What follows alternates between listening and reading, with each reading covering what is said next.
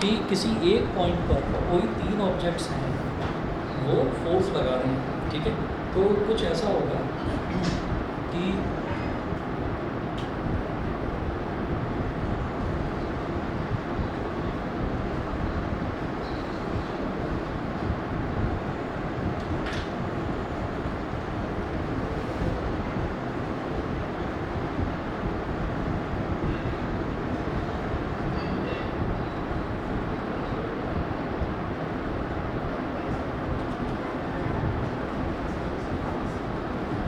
इस थ्योरम में इसमें हमने ये कहा था कि किसी एक पॉइंट पर जब हम बोलते हैं ना कि कंकरेंट फोर्सेस हैं, कंकरेंट फोर्सेस का मतलब यह है कि किसी एक पॉइंट पर ही सारी की सारी फोर्सेस लग रही है, ठीक है।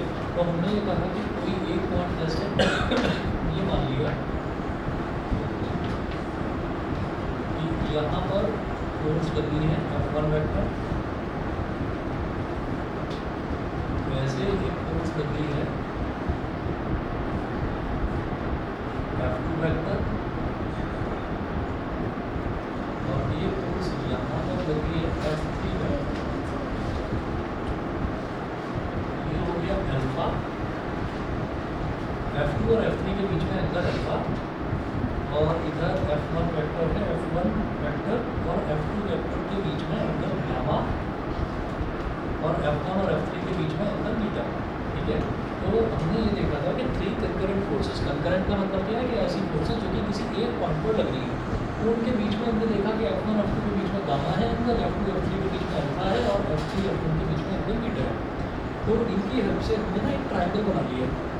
तो वो ट्रायंगल किस तरीके से बनाया, जो ये F1 वेक्टर है, इस F1 वेक्टर को तो छेड़ा नहीं है, तो जैसा है इसको वैसे ही रहने दिया, ठीक है। यहाँ पर लिख दिया F1 वेक्टर इस तरीके से, और जो हमारा F2 वेक्टर है, F2 वेक्टर इस तरह से है, F2 वेक्टर तो इसको पैरेलली, जैसे ये है ना, पैरेलली इसको ऐसे ही शिफ्ट कर दिया, यहाँ पर भी है, तो F2 वेक्टर को हम पैरेलली यहाँ पर ऐसे हमने लाकर रख दिया।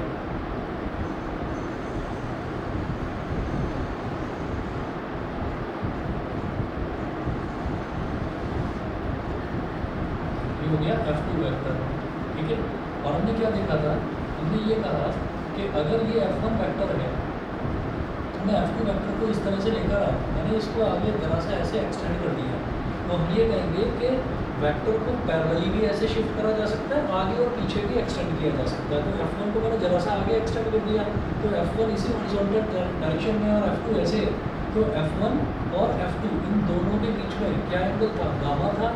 तो ये वाला एंगल हमारे पास क्या हो गया, गामा हो गया, समझ गए, ये वाला एंगल गामा हो गया। तो लीनियर वेव बनाते हुए ये वाला एंगल कितना हो जाएगा, 180 माइनस गामा, यानी कि पाई माइनस गामा, क्लियर है, ठीक है।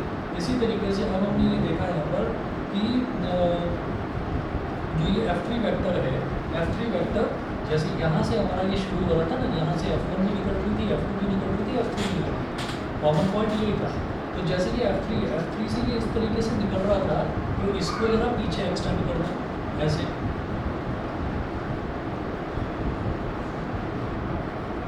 ये F3 वेक्टर हो गया, इसको मैंने पीछे एक्सटेंड कर दिया, ठीक है। तो पीछे एक्सटेंड करने के बाद में हम ये कहेंगे कि F3 एक्चुअली था तो इस तरीके से, तो आप ये देखिए कि F1 ऐसे और F3 ऐसे, जब F1 ऐसे और F3 ऐसे था तो दोनों के बीच में एंगल क्या था, बीटा, तो ये वाला एंगल क्या हुआ, बीटा, ठीक है। तो ये कितना बन जाएगा, पाई माइनस बीटा। भाई अगर मैं इसको F3 को पीछे खींच रहा हूँ, तो अलॉन्ग द लाइन आप किसी भी वेक्टर को पीछे या आगे खींच सकते हैं, बस उसकी डायरेक्शन ना चेंज हो, ठीक है ना। उसको आगे या पीछे एक्सटेंड किया जा सकता है, उसको पैरेलली शिफ्ट करा जा सकता है। तो आप ये देखिए कि F2 एंगल यहाँ, F2 जो वेक्टर है वो यहाँ पर था, इसको शिफ्ट करके यहाँ ले आए, F3 वेक्टर इस पॉइंट से निकलता हुआ नीचे था, इसको पीछे यहाँ पर शिफ्ट करा ताकि एक ट्रायंगल बन जाए, ठीक है। तो ये वाला एंगल बन गया पाई माइनस बीटा। इसी तरह से यहाँ पर ये जो हमारे पास F2 है, इस F2 को थोड़ा सा ऐसे एक्सटेंड कर लो, तो F2 जाते हुए ऐसे और F3 आते हुए ऐसे, तो F2 ऐसे जाते हुए, F3 ऐसे आते हुए, इन दोनों के बीच में F2 और F3 के बीच में एंगल अल्फा था, तो ये अल्फा हो गया, ये लीनियर वेव बनकर ये क्या हो गया, पाई माइनस अल्फा, ठीक है। बताइए, तो ये तीनों एंगल क्लियर हो गए, pi minus alpha, pi minus beta, pi minus gamma. अब आगे चलते हैं, गामा लेकर देख रहे थे, कौन सा वाला, pi minus gamma, pi minus gamma में ऐसा है ना कि जैसे ये F2 वेक्टर है तो F1 इस तरीके से ऐसे था और F2 ऐसे था, तो आप इसको ऐसे ले आए, ठीक है। तो F2 तो ऐसे आ गया, मैंने कहा F1 है, F1 को भी वैसे ही एक्सटेंड कर दो जरा सा आगे, ठीक है। तो F1 ऐसे और F2 ऐसे, तो दोनों के बीच में अंतर क्या था, गामा, ठीक है। तो इधर वाला एंगल क्या हो जाएगा, पाई माइनस गामा, पाई 180, तो लीनियर पेयर है, ठीक है। अच्छा, अब जरा देखिएगा कि मेरे पास F1, F2 और F3 इस तरीके से आ गया, ठीक है। अब हम क्या करेंगे कि अगर साइन रूल लगाएं यहाँ पर, तो साइन रूल क्या कहता है,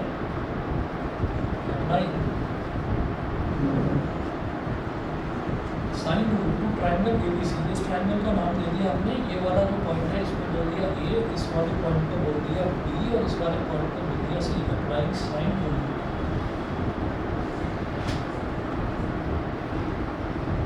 ट्रायंगल ABC, तो उसमें होता क्या है कि जैसे ये वाला इधर वाला अगर मैं साइड की बात करूँ तो ये जैसे साइड है F1, तो F1 साइड के ठीक अपोजिट वाला एंगल क्या है, इसके ठीक सामने वाला एंगल क्या है, pi minus alpha, F1 upon sine pi minus alpha, ठीक है। फिर दूसरा वाला आप फोर्स देखिए, ये है F2, तो F2 के ठीक सामने वाला क्या है, पाई माइनस बीटा, तो F2 upon sine pi minus beta. तीसरा वाला फोर्स के F3, तो F3 के सामने वाला पाई माइनस गामा,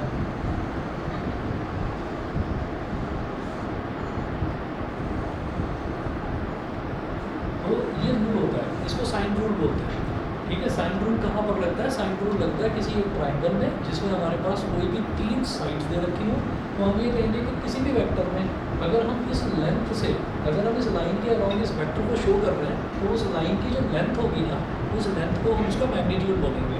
तो ये A से लेकर B तक वाली जो लेंथ है, ये फोर्स का, पहली वाली फोर्स का मैग्नीट्यूड हो गया, यानी कि F1। तो दिस साइड अपॉन इस एंगल का साइन, दिस साइड अपॉन इस एंगल का sine and this side upon इस एंगल का साइन, ये तीनों के तीनों इक्वल होते हैं, ये साइन रूल कहते हैं इसको। अच्छा, साइन 180 माइनस थीटा जो है वो साइन थीटा के ही इक्वल होता है, तो साइन पाई माइनस अल्फा किसके इक्वल हो गया, sine alpha, F1 upon sine alpha, F2 upon sine beta and F3 upon sine gamma. Last class में हमने सिलेबस पढ़ा था इस वाले चैप्टर का, और मैंने बताया भी था कि इस सिलेबस में कुछ भी कटा नहीं है, तो इक्विलिब्रियम ऑफ कंकरेंट फोर्सेस साफ साफ शब्दों में लिखा हुआ है सिलेबस में, कि वो आपको करना है। अच्छा, लेकिन NCERT में ये टॉपिक दे नहीं रखा है, रामीज थ्योरम NCERT में नहीं दे रखा है, और पुरानी वाली NCERT में साइड में वो लिखा रहता है ना, थिंग्स टू नो, ठीक है। वो थिंग्स टू नो करके एक छोटी सी वो जो साइड में होता है स्टिकर सा, उस पर लिखा हुआ था ये, अभी नई में है या नहीं मुझे पता नहीं, तो ऐसा में लेकिन ये दे रखा है, तो इसलिए इसको कर लो, डायरेक्ट एप्लीकेशन वाली न्यूमेरिकल नहीं है इसका, ठीक है। तो बस इतना कर लीजिए। अब जरा अगला क्वेश्चन देखते हैं, क्वेश्चन दे रखा है एक,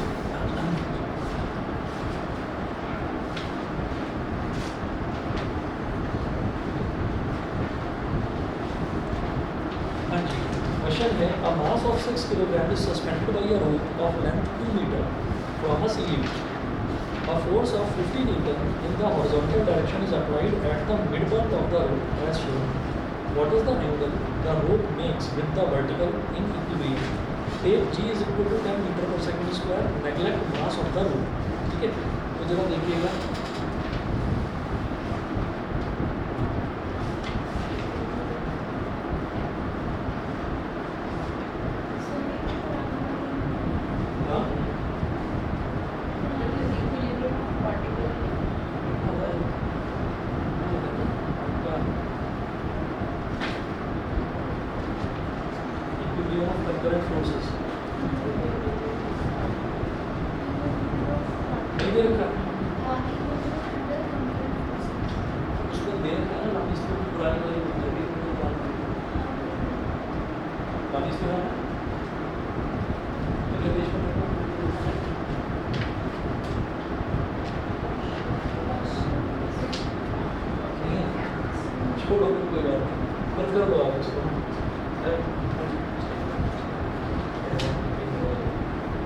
देखे तो बड़ा स्टेप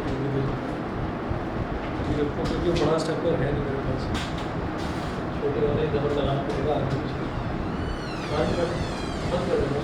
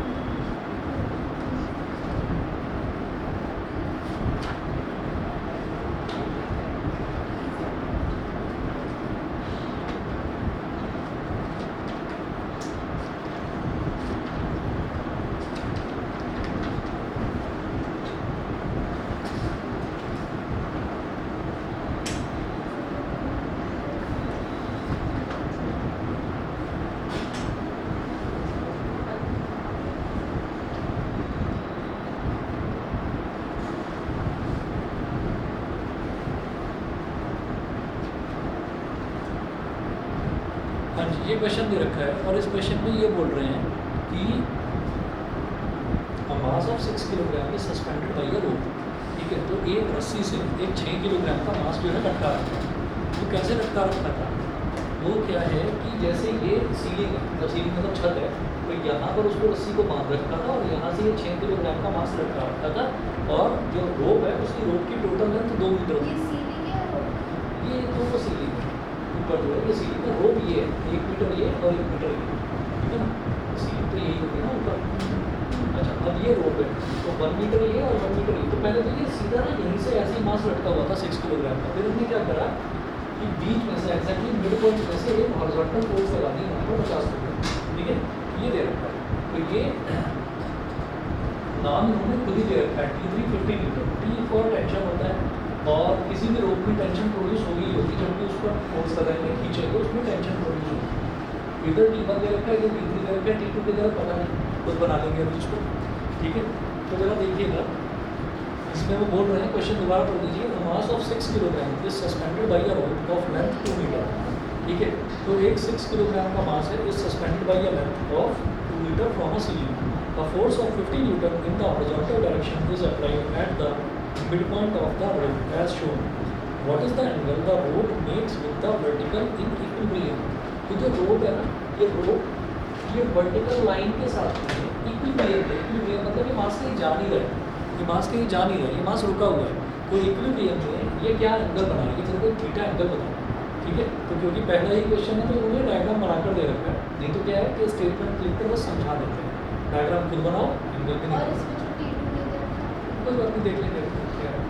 ठीक है, तो अब जरा देखिएगा कि मुझे इसमें सारी फोर्सेस देखनी है। इक्विलिब्रियम का मतलब ये है कि कहीं जा नहीं रहा है, कहीं जा नहीं रहा है, रुका हुआ है। जैसे फॉर एग्जांपल हम अगर मान लीजिए यहाँ पर खड़े हुए हैं, ठीक है, तो ना तो हम ऊपर हवा में उड़ रहे हैं और ना ही हम नीचे ज़मीन में धंसते जा रहे हैं, तो हम बिल्कुल स्टेबल खड़े हुए हैं। तो स्टेबल खड़े होने का मतलब क्या है? हम अगर ज़मीन पर खड़े हुए हैं तो हमारा जो वेट है वो वर्टिकली डाउनवर्ड्स लगता है नीचे ज़मीन की तरफ, हम प्रेस करते हैं ज़मीन को, और जो ग्राउंड है, ग्राउंड हमारे ऊपर एक रिएक्शन फोर्स लगाता है ऊपर की तरफ। तो जो रिएक्शन फोर्स है और जो नीचे वाला फोर्स है, ये दोनों ना एक दूसरे को बैलेंस करते हैं, तभी हम चुपचाप इक्विलिब्रियम में खड़े हुए हैं। तो ये भी इन्होंने बोला कि ये रेस्ट में है। ठीक है, तो हमने बोला, उन्होंने बोला जी की वैल्यू 10 मीटर पर सेकंड स्क्वायर ले ली है। तो पहले इस मास की बात ये करें। लिखा है, हाँ, ये टेक लिखा है। नहीं से बहुत देर से तेज पढ़ रही हूँ, तो ये तेज है। नहीं इसको तो हर कोई तेज ही पढ़ेगा, ये गलती से मैंने चीज लिख दिया। हाँ, ये ज़्यादा फिजिक्स पढ़ने का नतीजा, उसको लग रहा है टेज भी कोई नई टर्म है लगता है फिजिक्स की, कि भैया टेक है ये लगता है कुछ होगा, हमें ही नहीं पता होगा, है ना। टेक ही है ये, मैंने गलत लिखा हुआ, ठीक कर लो इसको। चलिए जी देखिए, तो अब हम ये कहेंगे कि फोर्स कहाँ पर लग रहा है, फोर्स कहाँ पर लग रहा है ये देखेंगे। भाई एक फोर्स तो ये दे रखा है इन्होंने 50 मीटर, अरे हम सुन लो, बड़ा इंटरेस्टिंग क्वेश्चन है। तो एक फोर्स तो हम ये देखेंगे कि फोर्स कहाँ पर लग रहा है। तो एक फोर्स तो यहाँ पर लग रहा है, इस पर अभी आते हैं, नीचे से शुरुआत करते हैं। तो अब देखिएगा कि ये जो है ना 6 किलोग्राम, तो 6 किलोग्राम मास है, तो मास नीचे की तरफ हमेशा फोर्स लगाता ही लगाता है, मतलब नीचे की तरफ ही मास, ग्रेविटी उस पर एक्ट करती है। वो जो हमारा वेट है, वो वेट भी एक फोर्स है, इसका वेट क्या हो जाएगा mg डाउनवर्ड्स, ठीक है ना। वेट हमेशा डाउनवर्ड ही एक्ट करता है क्योंकि ग्रेविटी डाउनवर्ड्स होती है। तो mg नीचे एक्ट कर रहा है लेकिन ये नीचे जा तो नहीं रहा है, ये रुका हुआ है। तो इसका मतलब कोई फोर्स है जो उसको बैलेंस करे हुए है, तो वो फोर्स ये है T2, वो फोर्स ये है T2। तो T2 क्या है? टेंशन इन द स्ट्रिंग, ठीक है। तो स्ट्रिंग में टेंशन, तो वो जो टेंशन हो रखी है ना स्ट्रिंग में, जो वो तनी हुई है, टाइट है, उसी ने उसको रोक रखा है, ठीक। तो ये जो T2 है और ये जो mg है, एक दूसरे को क्या कर रहा है? बैलेंस कर रहा है। आगे चलते हैं। तो इस पॉइंट पर फोर्स लग रही है, तो हम क्या बोलेंगे कि T2 इस पॉइंट को क्यों बोल दीजिए? At point Q T2 is equal to mg, ठीक है। अच्छा जी, अब T2 क्या हो जाएगा? मुझे T2 तो पता नहीं क्या है, लेकिन मास मेरे को पता है 6 किलोग्राम। T2 mg कितना है? 10 है। तो T2 कितना हो गया? 60 न्यूटन। फोर्स हमेशा, फोर्स और मास, फोर्स और वेट दोनों न्यूटन ही होती है उसकी। तो T2 हो गया, यहाँ पर लगा लिया हमने जो इक्विलिब्रियम ऑफ फोर्सेस है वो हमने लगा लिया। अब बात करेंगे पॉइंट P की। इन्होंने पहले से ही दे रखा है कि जब इस पर हम यहाँ पर फोर्स लगा रहे हैं तो इधर जो टेंशन प्रोड्यूस होगी दैट विल बी T1। तो T1 जो है वो सीधी नहीं लग रही है, तो T1 इसके साथ एकदम थीटा बना रही है, तो ये अपवर्ड जो कंपोनेंट है वो क्या हो जाएगा? T1 cos theta, T1 cos theta. ये मालूम? एक मिनट, हाँ, ये आपको कैसे मालूम होगा? ठीक है, पता चल जाएगा। हाँ, सुनो मैं बता रहा हूँ कि ये पता नहीं होगा आप लोगों के लिए। पहला क्वेश्चन है, उनको असल में 12th वालों को कर करके प्रैक्टिस हो गई है ना, तो दिमाग में। चलिए देखिए, जैसे हमने ये कहा कि कोई फोर्स यहाँ पर लग रही है, ऐसे कोई फोर्स लग रही है, टेढ़ी फोर्स लग रही है, तो हम ये कहते हैं कि भाई हमें ना बस 2 ही डायरेक्शन पता है, एक हॉरिजॉन्टल और एक वर्टिकल। हम 2 ही डायरेक्शन जानते हैं, ठीक है। तीसरी डायरेक्शन भी होती है, उसको हमें नहीं करना, ठीक। हमने कहा कि ये लग रही है, अच्छा तो हमें कोई एंगल पता होना चाहिए, या तो वर्टिकल के साथ बनता हो एंगल या हॉरिजॉन्टल के साथ बनता हो, ठीक है। तो वर्टिकल के साथ दे रखा है एंगल थीटा, ठीक है। तो आप ये करोगे कि अच्छा ये तो दे रखा है भाई, एक काम करो राइट ट्रायंगल बना दो कैसे भी करके। तो हम ये कहेंगे राइट ट्रायंगल ना ऐसे बना दो, राइट ट्रायंगल ऐसे बना दो। तो जब हमने right triangle,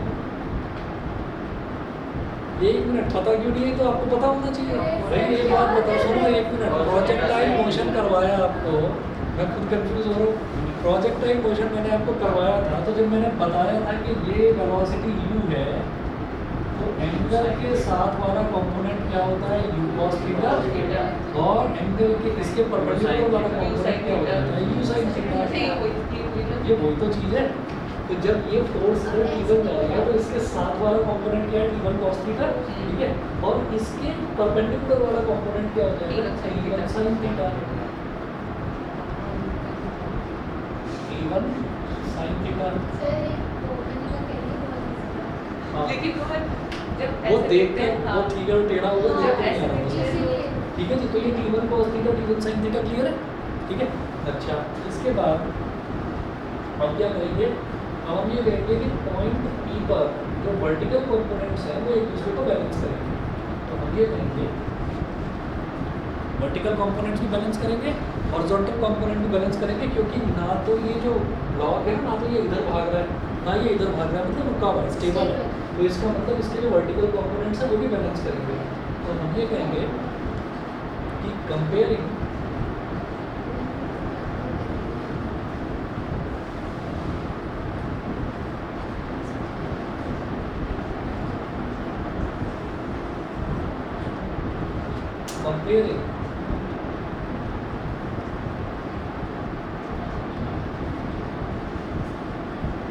the vertical components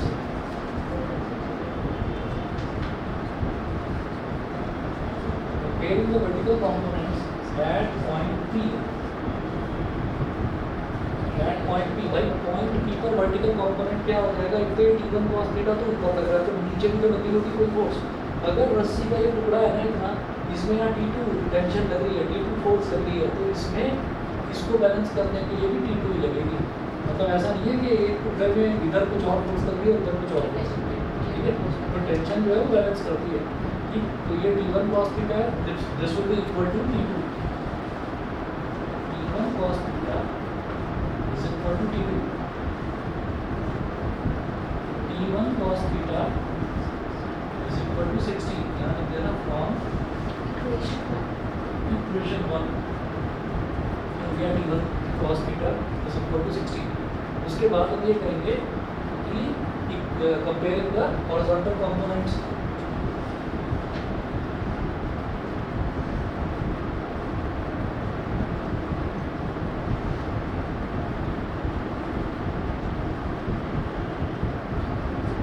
Comparing the horizontal components at point P. तो horizontal component क्या T3 है 50 न्यूटन और T1 sin theta. तो T1 sin theta is equal to T3.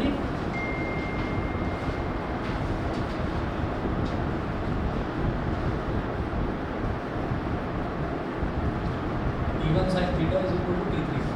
T1 sin theta is equal to T3 कितना 50. इसको बोल दीजिए equation number 2. इसको बोल दीजिए इक्वेशन नंबर 3. जब भी कभी हमसे कोई एंगल पूछा जाता है तो एंगल जब भी पूछा जाता है तो आप tan थीटा निकालेंगे. तो आप क्या करिए इक्वेशन नंबर 3 को इक्वेशन नंबर 2 से डिवाइड कर दीजिए. Divide equation 3 from equation 2. तो T1 sin थीटा और भाई लेफ्ट हैंड साइड से लेफ्ट हैंड साइड डिवाइड हो जाएगा. मैंने 3 से 2 को इसलिए डिवाइड करा क्योंकि मुझे दिख रहा है इधर T1 है इधर भी T1 है. T1 से T1 कट जाएगा sin theta upon cos theta tan theta बन जाएगा. ठीक है. तो T1 sin theta upon T1 cos theta is equal to 50 upon 60. 0 से 0 कट गया. T1 से T1 कट गया. sin theta upon cos theta is tan theta. tan theta is equal to 5 upon 6. तो थीटा की वैल्यू क्या होगी tan inverse 5 upon 6. जब कोई वैल्यू ऐसी आ जाए अजीब जो आपको नहीं पता तो tan इनवर्स करके लिख दो उसको. तो कई बार वैल्यू ऐसी हो सकती है जो हमें पता है 1/√3 आ गई हम लिख देंगे theta is equal to 30 degree. ठीक है. तो यहाँ पर क्या है 5/6 की वैल्यू क्या होगी पता नहीं. हाँ नहीं कुछ नहीं tan इनवर्स 5/6. ठीक है जी. यही इसका आंसर है. उसके बाद अरे नहीं भाई इतना थोड़ी एक्सपेक्ट करेंगे आपसे. जो कॉमन एंगल्स हैं 0 डिग्री 30 डिग्री 45 60 और 90 बस कॉमन एंगल्स की वैल्यू पता होती है सब. ये थोड़ी पूछेगा कोई. चलिए जी. इसके बाद देखिएगा motion of connected bodies. Motion of connected bodies. अभी यहाँ पर क्या था यहाँ पर एक ही बॉडी थी. अब क्या है कि कुछ 1 2 या 3 बॉडीज अगर कनेक्ट हो जाए. मोशन ऑफ कनेक्टेड बॉडीज देखते हैं. नेक्स्ट टॉपिक है page number 31.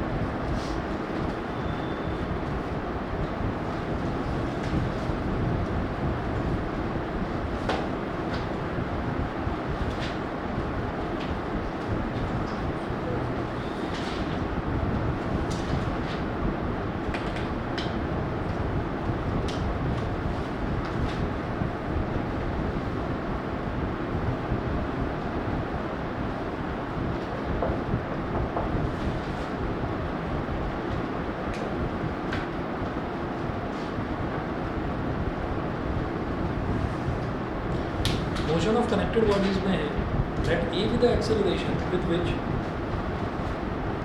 the heavier mass capital M moves downwards and the lighter mass M moves upwards. Let T with the tension in the string. ठीक है. 1 minute wait करिए अभी आप.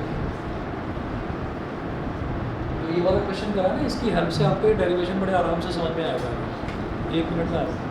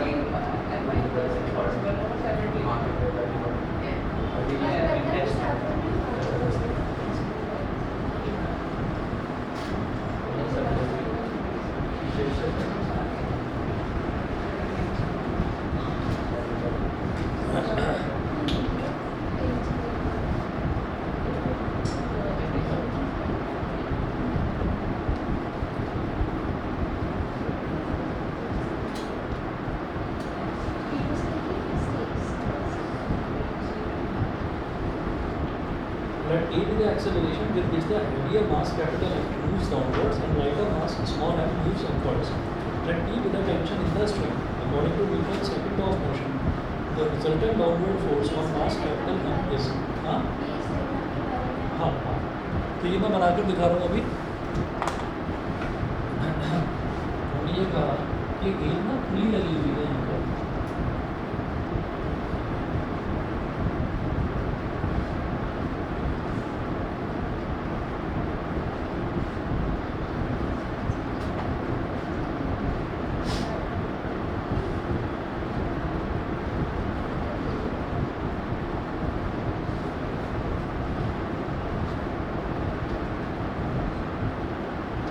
एक heavy मास है और एक थोड़ा छोटा मास है, मतलब लाइटर मास। तो हमने ये कहा कि जो हैवी मास है वो कैपिटल एम है, तो कैपिटल एम पर जो नीचे की तरफ फोर्स लगाएगा यानी कि जो वेट लगेगा वो उसका होगा कैपिटल एम इंटू जी, ठीक है, वो नीचे की तरफ ही एक्ट करेगा। और जो छोटा वाला मास है यानी कि हल्का वाला जो मास है उस पर स्मॉल एम इंटू जी ये लगेगा, ठीक है। तो ये चीज़ हमको क्लियर है कि भाई जब यहाँ पर एक रस्सी लगी हुई है इस तरीके से, पूरी एक तरफ इधर मास है और एक तरफ इधर मास है, तो होगा क्या कि ये नीचे की तरफ जाएगा क्योंकि ये हैवी वाला, ठीक है। तो ये नीचे की तरफ जाएगा, ये ऊपर की तरफ जाएगा। तो ये ऊपर की तरफ जाएगा तो किसी एक्सेलरेशन से जाएगा, तो एक्सेलरेशन हो गया ए। जब ये नीचे की तरफ जाएगा तो ये भी किसी एक्सेलरेशन से जाएगा, तो क्योंकि सेम स्ट्रिंग है तो जितना एक्सेलरेशन इधर होगा उतना ही एक्सेलरेशन इधर होगा, तो इसलिए स्मॉल ए इसमें डाउनवर्ड और इसमें स्मॉल ए अपवर्ड्स, ये हो जाएगा। क्लियर है, ठीक है। अच्छा जी, इसके बाद हमने ये कहा कि यहाँ पर ये वाला जो मास है जितना ये वेट होगा उतना ही ये टेंशन होगा, टी इसमें ऐसे लगेगा, इसमें जो टी है इसमें टी इस तरीके से लगेगा, अपवर्ड से लगेगा, ठीक है ना। भाई अपोजिट होता है ना, आप यहाँ पर भी देखिए तो टी2 ऐसे इधर अपवर्ड है, मतलब एक दूसरे को अप्रोच करता हुआ होगा टी2, टी जो है वो तो टी इधर भी और उधर भी एक दूसरे को अप्रोच करता हुआ ही, ठीक है ना, समझ गए, ठीक। अच्छा, अब ये कह रहे हैं कि according to Newton's second law of motion the resultant downward force on mass capital M is, Newton का सेकंड लॉ ऑफ मोशन जो है वो ये कहता है the resultant downward force on mass capital M is, तो कैपिटल एम मास पर जो रिजल्टेंट डाउनवर्ड फोर्स है वो कितना लगेगा। अब ये कह रहे हैं कि भाई नेट ये जो नीचे जा रहा है तो इसका रिजल्टेंट फोर्स कितना है, एक्सेलरेशन ए है, तो रिजल्टेंट डाउनवर्ड फोर्स क्या हो जाएगा,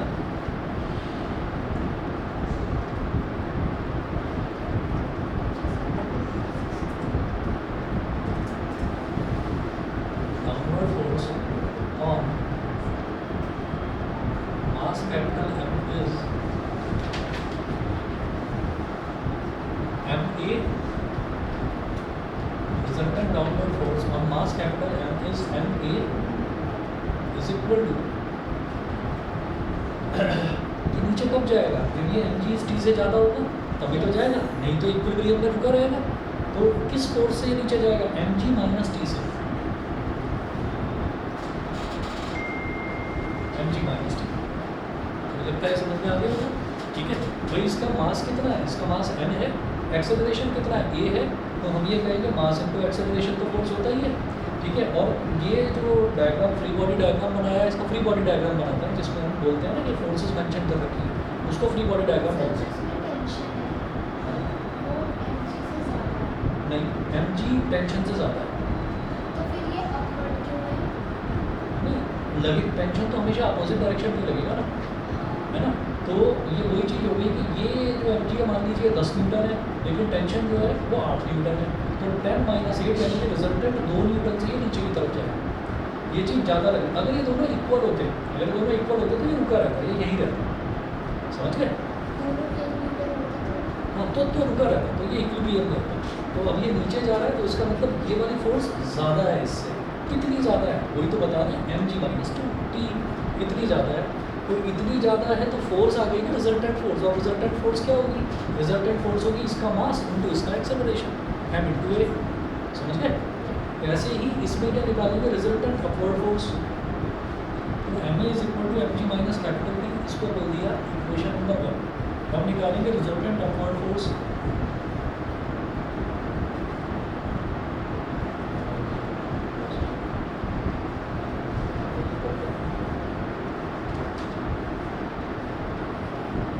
अपॉन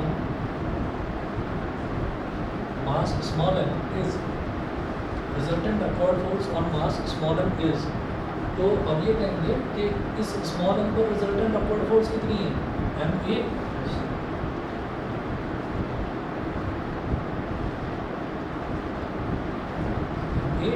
इज इक्वल टू कितना हो जाएगा, T माइनस mg, क्योंकि अपवर्ड फोर्स में क्या है, T इससे mg से ज़्यादा होगा तभी तो ये ऊपर जा रहा है, तो T माइनस mg ये हो गई इक्वेशन नंबर 2। ठीक है, अब इक्वेशन नंबर 2 को और 1 को ऐड कर दो, माइनस टी है इधर और इधर प्लस टी है, ताकि दोनों एक दूसरे को कैंसिल आउट कर दें। तो हम कहेंगे ऐड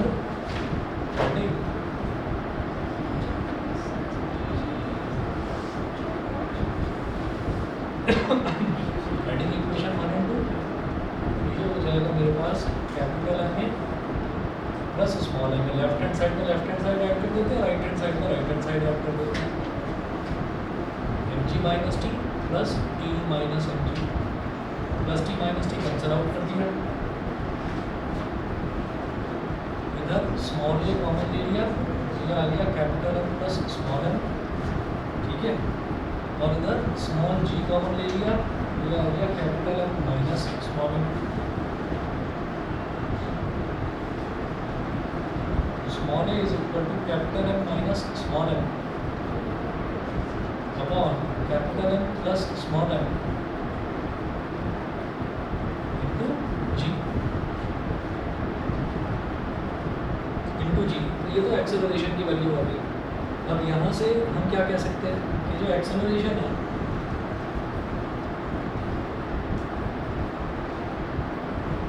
ये जी से छोटा होगा, ये कैसे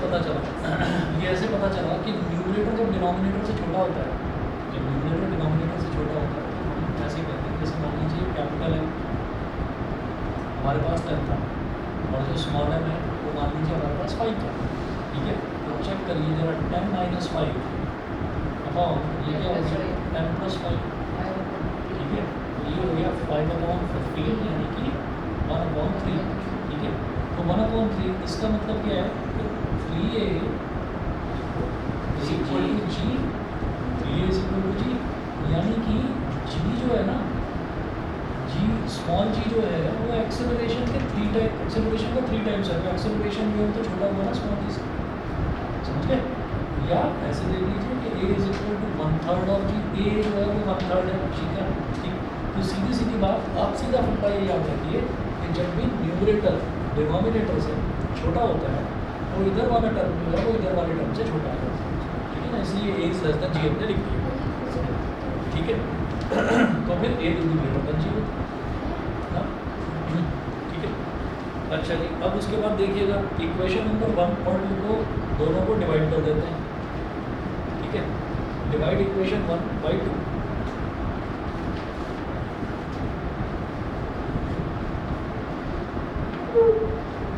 तो इससे तो हमारे पास एक्सेलरेशन आ गया,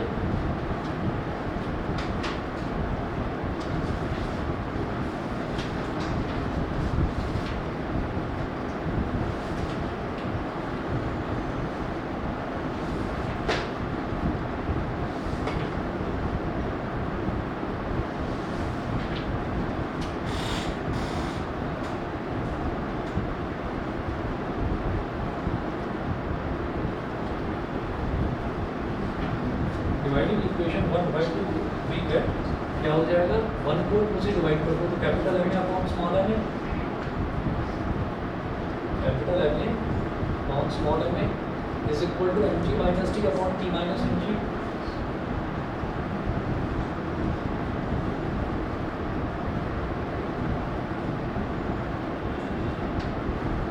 ठीक है। यहाँ हमारा पर्पस क्या है कि यहाँ पर हम कैपिटल टी निकालना चाह रहे हैं, टेंशन निकालना चाह रहे हैं, तो वो कैसे निकलेगी, क्रॉस मल्टीप्लिकेशन कर दीजिए, इधर देखिए a से तो a कैंसिल आउट हो जाएगा, ठीक है, तो आप ये देखिए कि हमें कैसे पता कि हम निकाल क्या रहे हैं, आप ये देखो कैपिटल M जो है मास इस बड़ी बॉडी का, ये मुझे पता है, ठीक है, तो ये अननोन नहीं है, ये पता है मुझे, स्मॉल जी ये हमें पता है 9.8 होता है या 10 होता है, ये भी पता है, ऐसे ही स्मॉल m पता है, स्मॉल जी पता है, ना तो टेंशन पता हमको और ना ही एक्सेलरेशन पता, तो दो ही तो अननोन चीज़ें हैं जो उनको नहीं पता, एक एक्सेलरेशन नहीं पता, एक टेंशन नहीं पता। तो एक्सेलरेशन तो यहाँ से निकाल लिया, ठीक है, ये सारी टर्म्स हमको पता होंगी, ठीक। एक्सेलरेशन यहाँ से निकाल लिया, अब टेंशन निकालेंगे, तो टेंशन निकालने का तरीका ये है, इक्वेशन 1 और 2 को डिवाइड कर दिया ताकि ए जो है, एक अननोन जो है वो कैंसिल आउट हो जाए, एक अननोन कैंसिल आउट हो गया ना, स्मॉल ए कैंसिल आउट हो गया, और ए के अननोन बचा कैपिटल बी, क्रॉस मल्टीप्लिकेशन करेंगे आ जाएगा capital M into T minus M G is equal to small M into M G minus T, capital M capital D minus capital M M G, capital M small M G minus small m capital D. अब इसको इधर ले आओ, capital M capital D plus small M small D, capital M small M G plus capital M small M G. अब इधर से T ले लो common, ये हो जाएगा capital M plus small M, और जब इन दोनों को ऐड करेंगे तो twice of capital M small M g, तो capital T is equal to twice of capital M small M g upon capital M upon small M. तो इस तरह से हम टेंशन निकाल सकते हैं किसी भी खुली वाले क्वेश्चन, ठीक है ना। तो ये हमारा हुआ topic motion of connected bodies, ठीक है जी। अगला देखते हैं जरा,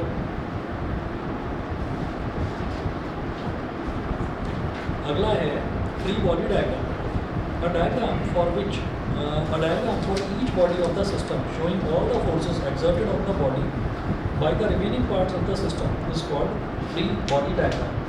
a diagram for each body of the system, तो किसी भी सिस्टम में, जैसे यहाँ पर भी आप ये देखिए, यहाँ पर हमारे पास जैसे ये दो बॉडीज़ दे रखी हैं, तो इन दो बॉडीज़ पर क्या क्या फोर्सेस लग रही हैं, एक तो इनका खुद का वेट लगेगा डाउनवर्ड्स, ठीक है, और एक टेंशन लगेगी अपवर्ड्स, तो वो दिखा देना, उसी को क्या बोलते हैं, फ्री बॉडी डायग्राम बोल देते हैं। अब फ्री बॉडी डायग्राम पर मतलब इससे हमारे न्यूमेरिकल्स आते हैं, न्यूमेरिकल्स फ्री बॉडी डायग्राम बनाकर ही सॉल्व हो पाते हैं। तो देखिएगा एक क्वेश्चन है, जैसे a pull of 15 Newton is applied to a rope attached to a block of mass 7 kg lying on a smooth horizontal surface, ठीक है। The mass of the rope is 0.5 kg. What is the force exerted by the block on the rope, ठीक। देखिए question है, a pull of 15 Newton is applied to a rope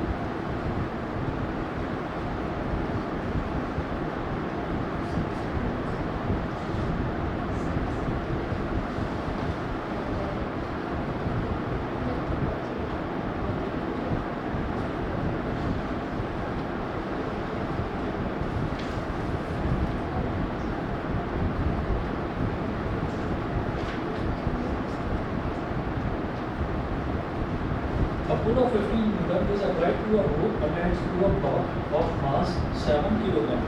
जो block है इसके मास को मैंने स्मॉल एम ले लिया, स्मॉल एम कितना है 7 kg।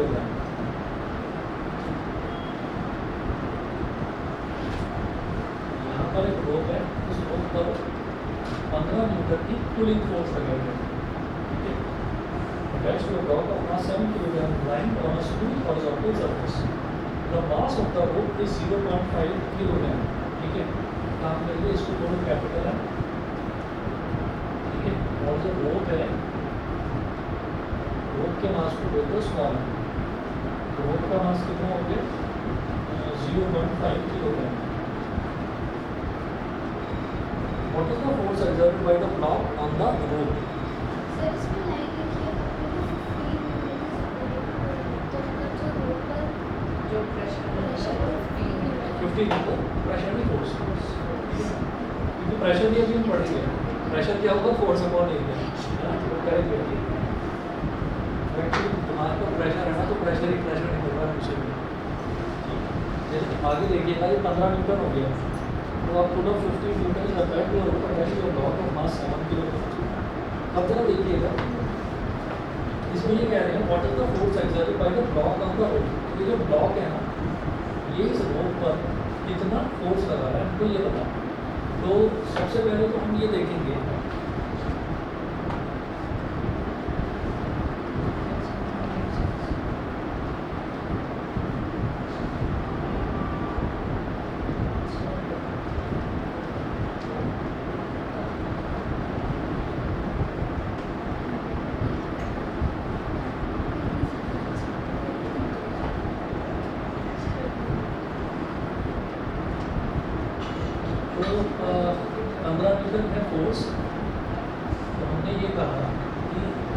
जब इधर 15 न्यूटन फोर्स लगा है तो इसमें टेंशन डेवलप हो रही होगी, इसमें टेंशन डेवलप हो रही होगी T, ठीक है।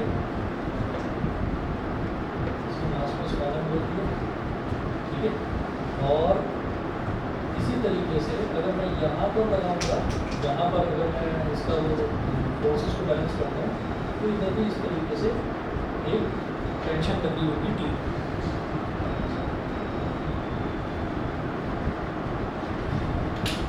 तो अब मुझे क्या करना पड़ेगा यहाँ पर, आप ये देखिएगा वो कह रहे हैं what is the force exerted by the block on the rope. ये ब्लॉक जो है ये इस रोप पर कितनी फोर्स लगा रहा है, ठीक है। तो हम कैसे निकालेंगे, हमने ये कहा कि फोर्स जो है फोर्स इज इक्वल टू होता है हमारे पास मास इनटू एक्सेलरेशन, ये होता है, ठीक है। अच्छा ये M A plus small M A हो जाएगा, B plus small M A, पूरा का पूरा सिस्टम है, ठीक। तो हम ये कहेंगे और वो जो फोर्स है वो कितनी दे रखी है, अगर वो 15 न्यूटन की फोर्स दे रखी है, 7 ए प्लस 0.5 ये हो गया। अच्छा तो हमारे पास यहाँ से 15 प्लस 0.5 इंटू ए, तो ये मेरे पास हो गया 7.5 ए इज इक्वल टू 15, तो 7.5 टू ए की वैल्यू कितनी आ गई, 2 मीटर पर सेकंड स्क्वायर, ए की वैल्यू 2 मीटर पर सेकंड स्क्वायर, ये हो गया। यहाँ तक बताइए, यहाँ तक क्लियर है, ठीक है। अच्छा अब ये क्या कह रहे हैं कि आप बस इतना बता दीजिए कि ये जो ब्लॉक है ना, what is the force exerted by the block on the rope, ठीक है। तो ब्लॉक का मास कितना है, ब्लॉक का मास कितना है, 7 किलोग्राम। तो कोई भी कितना फोर्स लगा सकता है, अपने मास जितना जो फोर्स लगा सकता है, अपने मास इंटू एक्सेलरेशन जितना फोर्स। तो हम ये कहेंगे फोर्स तो ये 7 into 2 40 force exerted by block on the rope is equal to capital M into A। Capital M कितना है, 7 into 40 न्यूटन, ये हो गया, ठीक है ना। अब मतलब इंसान की बात अलग है, इंसान के बारे में तो ये कहा जाएगा कि भाई वो इतना फोर्स लगा रहा है, ठीक है। या फिर अगर मान लीजिए कि वो किसी रोप को पकड़कर उस रोप पर लटक ही गया, लटक गया, तो लटकने में क्या होगा, लटकने में क्या होगा कि तब वो जो फोर्स लगाएगा वो अपना mass into acceleration due to gravity के बराबर लगाएगा। तो मैक्सिमम फोर्स को कितना लगा सकता है, मास इंटू एक्सेलरेशन के बराबर ही लगा सकता है, ठीक है जी। इतना करिए, बाकी नेक्स्ट क्लास में देखते हैं।